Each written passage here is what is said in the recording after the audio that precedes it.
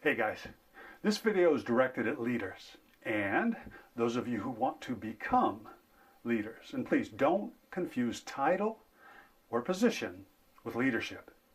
You know, whether you're a stay-at-home parent or the lowest person on your work's organization chart, you can still be, and you should be, a leader.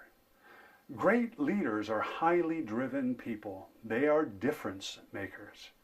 And for their part, highly driven people tend to be very confident. They're focused, passionate, and determined.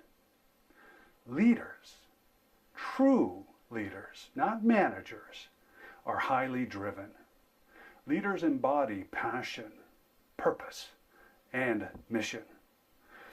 There's at least one huge potential impediment to leaders' effectiveness, though. And that is, leaders are people. As such, they come packaged with many of the same foibles and weaknesses inherent to our human species. One of these foibles is the human inclination for us to believe that we are right. And by default, on the opposite side, often that other people are wrong because they believe and perceive and perhaps behave differently than us. This most human of weaknesses is not limited to opinions on politics, religion, or best business practices.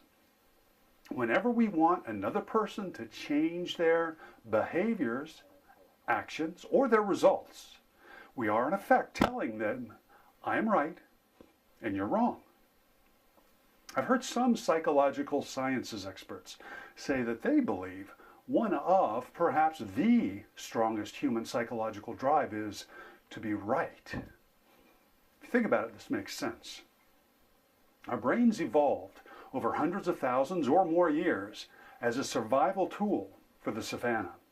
Historically, evolutionarily, being right meant that you identified that bear, that snake, or cliff, and you lived another day. Whereas being wrong meant that you didn't. And you didn't, in that order.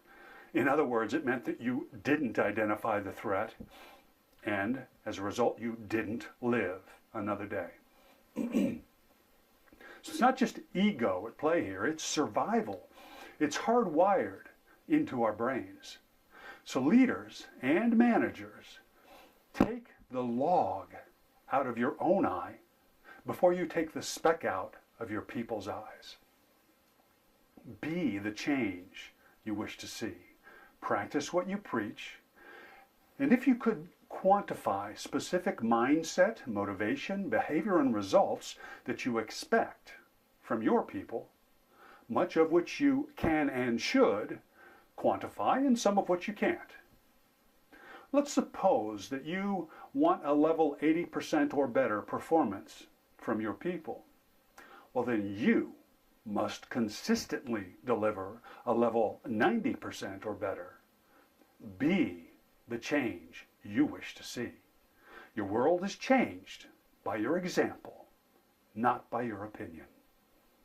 Please like, share, and subscribe at my website, ChristopherBabson.com, and at my YouTube channel. This way, you won't miss any of my regular video and written articles, trainings on personal development and leadership development. And post your positive and productive comments here where you're finding this video. And let's create a dialogue together here on leadership and personal development. Tell us what your biggest challenge is in being the change, or post any other positive and productive comment or question that you might have. I'll see you next week, perhaps sooner. Until then, live, love, and succeed with passion, purpose, and positive personal power, my friends.